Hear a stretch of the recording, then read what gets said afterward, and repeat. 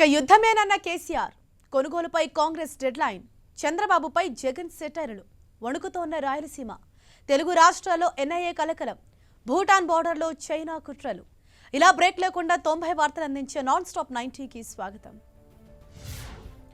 Update చూద్దాం. రైతుల కోసం కేంద్రంతో ఎంతవరకైనా పోరాడతామన్నారు ముఖ్యమంత్రి కేసీఆర్. హైదరాబాద్లో ప్రారంభమైన యుద్ధం ఇక్కడితో ఆగిపోదని, అవసరమైతే ఢిల్లీ వరకు వెళ్తుందన్నారు. రైతులు ప్రజల ప్రయోజనాల కోసం ఎక్కడి వరకైనా కొట్లాడతామన్నారు కేసీఆర్. యాసంగిలో సేకరించకుండా పెండింగ్ లో పెట్టిన 5 లక్షల క్వింటాల ధాన్యాన్ని కేంద్రం వెంటనే కొనాలని డిమాండ్ చేశారు సీఎం కేసీఆర్. లేకపోతే ఆ ధాన్యాన్ని రైతులకు దిష్టి తీసి బీజేపీ కార్యాలయంలో పోస్తామని హెచ్చరించారు. దేశంలో రైతులు తీవ్రమైన సమస్యల్లో ఉన్నారన్నారు సీఎం కేసీఆర్. రైతులను ఆదుకోవాల్సింది పోయి వారికి ఇబ్బంది కలిగించే చట్టాలను కేంద్రం తయారు చేసిందన్నారు. అవసరమైతే దేశంలోని రైతు ఉద్యమానికి తెలంగాణ రాష్ట్ర సమితి నాయకత్వం వహిస్తుందన్నారు. యాసంగి ధాన్యం కొనుగోలుపై బీజేపీ డ్రామాలాడుతుందన్నారు తెలంగాణ వ్యవసాయ శాఖ మంత్రి నిరంజన్ రెడ్డి. కేంద్రం వరి వేయొద్దంటే రాష్ట్ర బీజేపీ నాయకులు మాత్రం వరే వేయాలంటున్నారని మండిపడ్డారు.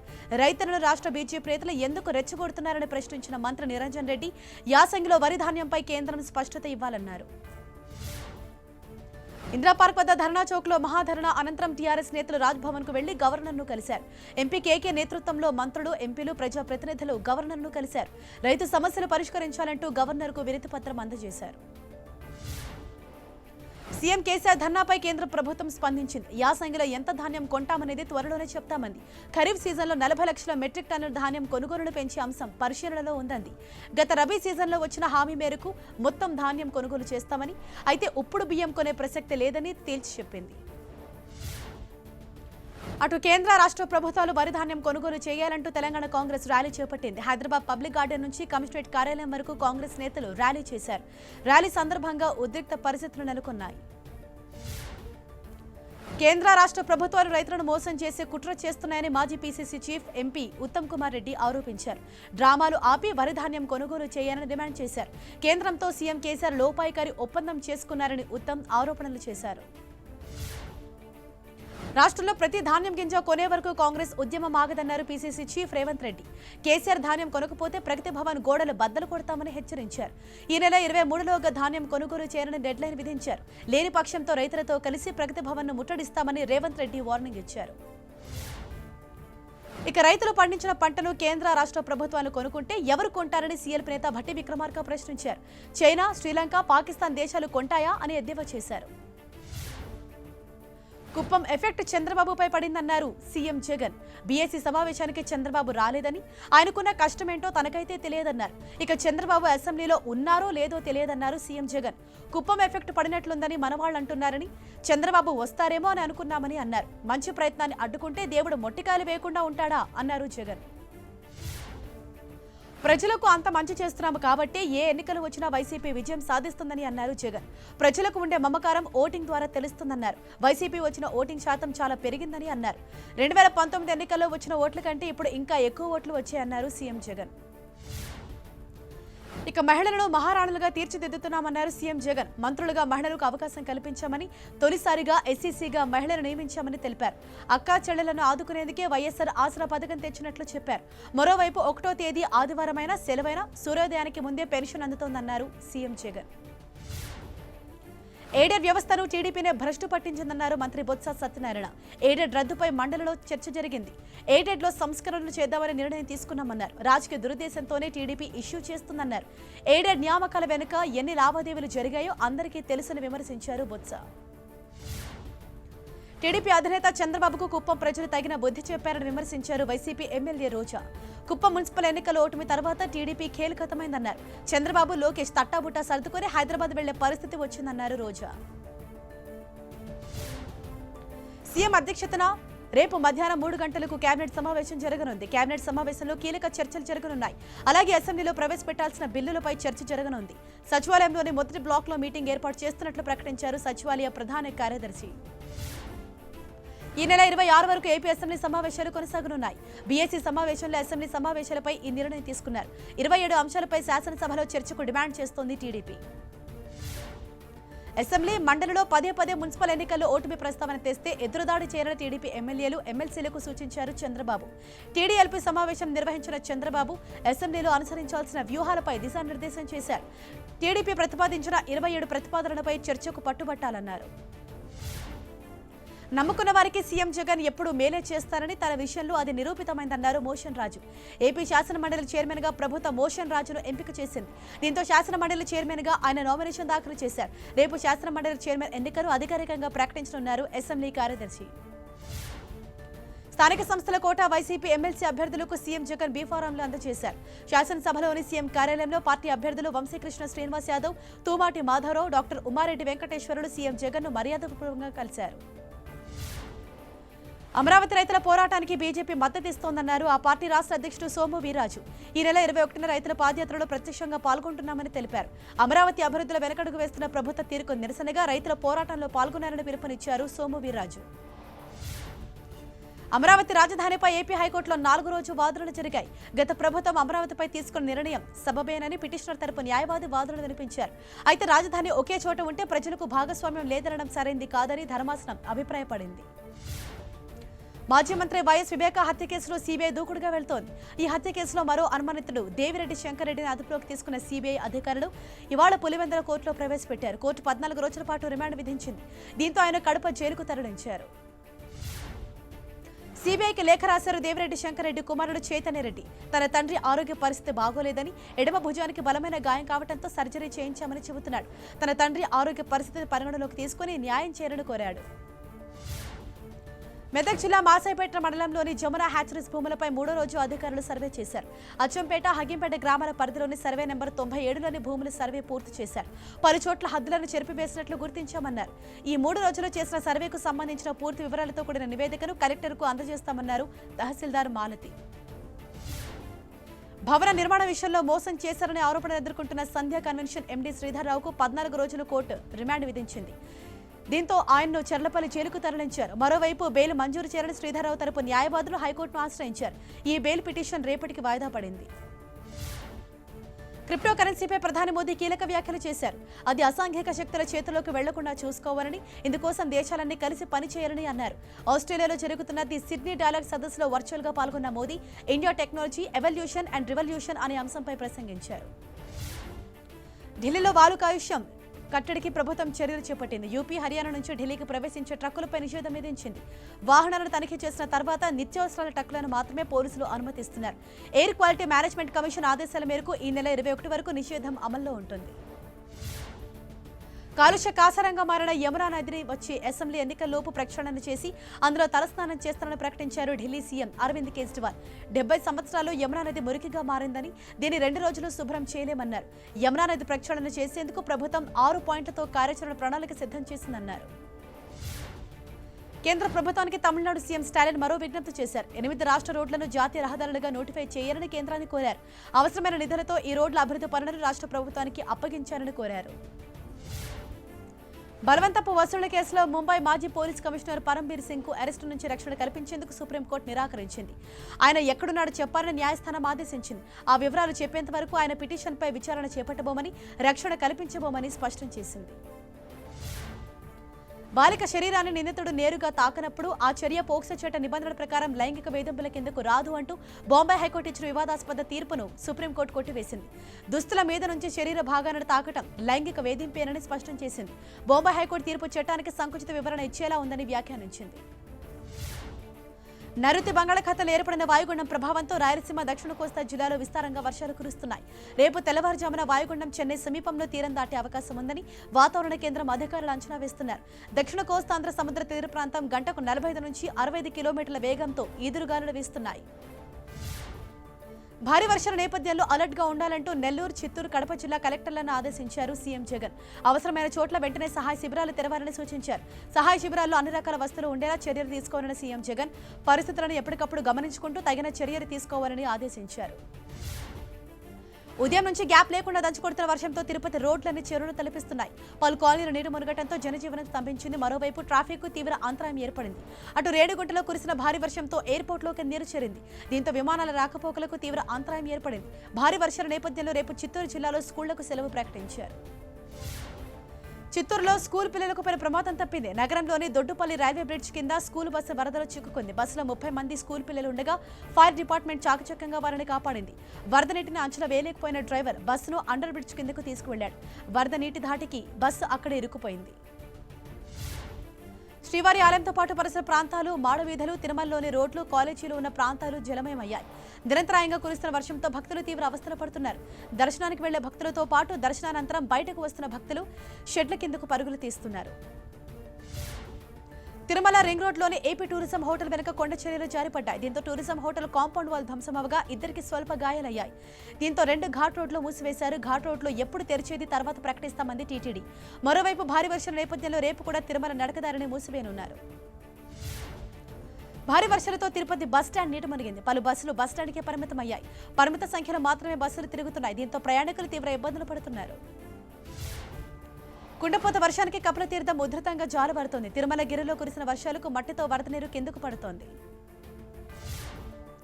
అటు కడప జిల్లాలోనూ భారీ వర్షాలు కురుస్తున్నాయి. వరదలకు వాగులు, వంకలు ఉధృతంగా ప్రవహిస్తున్నాయి. మృత్యుంజయకుంట, ఆర్కే నగర్, అరవింద నగర్, తిలక్ నగర్, ఎన్జిఓ కాలనీలకు వరద చుట్టుముట్టింది. లక్కిరెడ్డిపల్లి మండలంలో కురుస్తున్న భారీ వర్షానికి ఈడుగుపల్లి దగ్గర వరద ఉధృతికి బ్రిడ్జ్ కొట్టుకుపోయింది. దీంతో రాకపోకలు నిలిచిపోయాయి.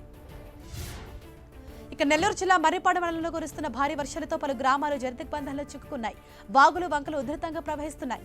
చేజర్ల మండలం గొల్లపల్లిలో పందులవాగు ప్రమాదకర రీతిలో ప్రవహిస్తోంది. దీంతో 10 గ్రామాలకు రాకపోకలు స్తంభించాయి. పలు గ్రామాల్లో ఇళ్లు, పాఠశాలలోకి వర్షపు నీరు చేరటంతో తీవ్ర ఇబ్బందులు పడుతున్నారు. నెల్లూరు జిల్లా గూడూరు సమీపంలోని పంబలేరు వాగులో విద్యార్థులకు ప్రమాదం తప్పింది. ఉధృతంగా వాగు ప్రవహిస్తున్నా కొంతమంది విద్యార్థులు పట్టించుకోకుండా వాగు దాటే ప్రయత్నం చేశారు. దీంతో ఒక విద్యార్థి పట్టుతప్పి వరద ప్రవాహంలోకి జారిపోయాడు. కొట్టుకుపోతున్న ఆ విద్యార్థిని తోటి విద్యార్థులు కాపాడారు. అటు కలవై మండలం పెద్ద గోపవరం సమీపంలోని పిల్లవాగులో స్కూల్ వ్యాన్ వాగులో చిక్కుకుంది. ఆ సమయంలో వ్యాన్లో 20 మంది విద్యార్థులు ఉన్నారు. దీంతో భయాందోళనకు గురైన విద్యార్థులు కేకలు వేయడంతో స్థానికులు ట్రాక్టర్ సాయంతో వారిని బయటకు తీశారు. అల్పపీడన ప్రభావంతో సముద్రం అల్లకల్లోలంగా మారింది. కెరటాలు సుమారు 10 అడుగుల ఎత్తుకు ఎగిసిపడుతున్నాయి. దీంతో తూర్పుగోదావరి జిల్లా సముద్ర తీర ప్రాంతాల్లో నివాసం ఉంటున్న ప్రజలు భయభ్రాంతులకు గురవుతున్నారు. ఇళ్లతో సహా సర్వస్వం కోల్పోయిన తమను ప్రభుత్వమే ఆదుకోవాలని కోరుతున్నారు బాధిత మత్స్యకారులు. మెదక్ జిల్లా రామాయంపేట మండలం ఝాన్సీ లింగాపూర్లో కురిసిన అకాల వర్షం రైతులను తీవ్రంగా నష్టపరిచింది. ధాన్యం తడిసి ముద్దైంది. తడిసిన ధాన్యాన్ని వెంటనే కొనుగోలు చేయాలంటూ రైతులు కోరుతున్నారు. కొనుగోలు కేంద్రానికి వచ్చిన ధాన్యాన్ని ఆ రోజే కొనేలా చర్యలు తీసుకోవాలని డిమాండ్ చేస్తున్నారు. రాజన్న సిరిసిల్ల జిల్లా ఎల్లారెడ్డిపేట మండలం వెంకటాపూర్లో రాస్తారోకో చేపట్టారు రైతులు. సిరిసిల్ల కామారెడ్డి ప్రధాన రహదారిపై బైఠాయించి నిరసన తెలిపారు. తడిసిన వరి ధాన్యాన్ని ముందుకు పోసుకొని ఆందోళన చేశారు. తడిసిన ధాన్యాన్ని కొనుగోలు చేయాలంటూ కలెక్టర్ రావాలంటూ నినాదాలు చేశారు. తమిళనాడులోని పలు చోట్ల భారీ వర్షాలు కురుస్తున్నాయి. మరో 4 రోజుల పాటు రాష్ట్ర వ్యాప్తంగా భారీ వర్షాలు కురుస్తాయని వాతావరణ శాఖ హెచ్చరించింది. దీంతో అప్రమత్తమైన అధికారులు 4 జిల్లాలకు రెడ్ అలర్ట్ ప్రకటించారు. ఇప్పటికే కురిసిన భారీ వర్షాలతో చెన్నై అతలాకుతలమైంది.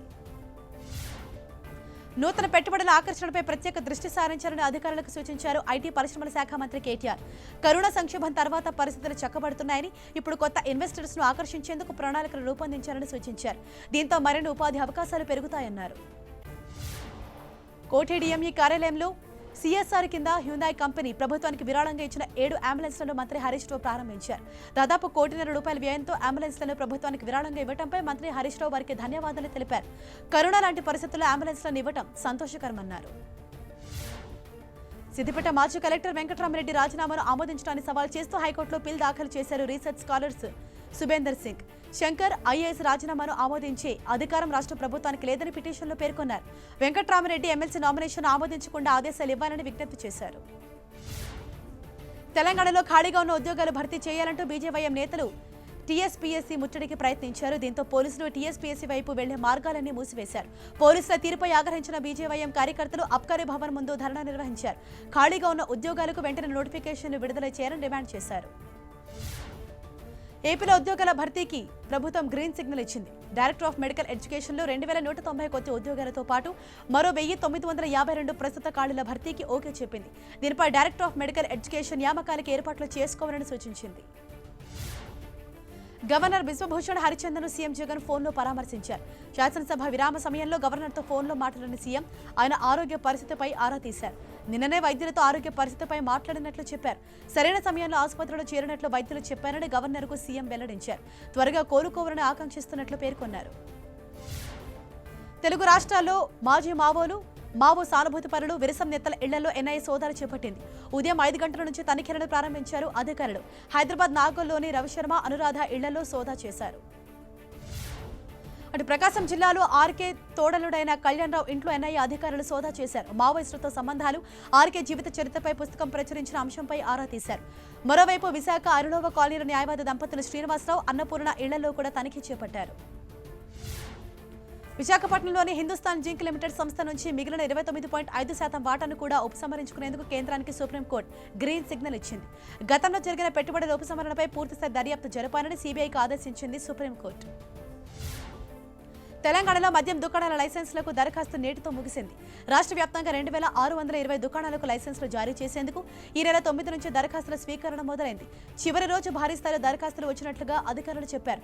నిన్నటి వరకు 23,700 దరఖాస్తులు వచ్చాయి. ఆయేషా మీరా హత్య కేసుకు సంబంధించి సత్యంబాబుకు జరిగిన అన్యాయంపై జాతీయ ఎస్సీ కమిషన్ విచారణ జరిపింది. బాధితుడు సత్యంబాబు విజయవాడ డీఎస్పీ బీవీ సుబ్బారావు విచారణకు హాజరయ్యారు. జైల్లో ఉండటం వల్ల తన కుటుంబం చాలా ఇబ్బంది పడిందని, తనపై అక్రమంగా కేసులు పెట్టి 9 ఏళ్లు జైల్లో ఉండేలా చేసిన పోలీసులపై ఎస్సీ ఎస్టీ అట్రాసిటీ కేసు పెట్టారని డిమాండ్ చేశారు. విజయనగరం కోట దగ్గర టెన్షన్ నెలకొంది. మాన్సాస్ విద్యా సంస్థల్లో ఎయిడెడ్ని ఎత్తివేయాల్సిన నిరసిస్తూ కాలేజీ నుంచి కోట వరకు విద్యార్థులు ర్యాలీ చేపట్టారు. ర్యాలీలో భాగంగా రోడ్డుకు అడ్డంగా బైఠాయించిన విద్యార్థులను పోలీసులు అడ్డుకున్నారు. దీంతో పోలీసులు విద్యార్థులకు మధ్య వాగ్వాదం చోటు చేసుకుంది.